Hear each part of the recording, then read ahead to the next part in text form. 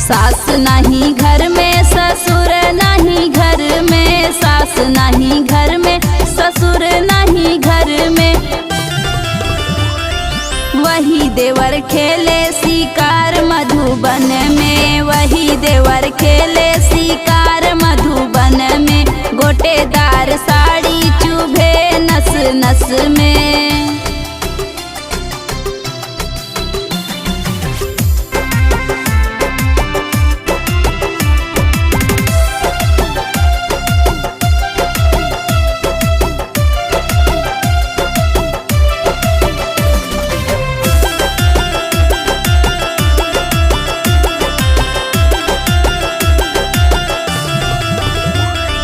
जेठ नहीं घर में जेठान नहीं घर में, जेठ नहीं घर में जेठान नहीं घर में।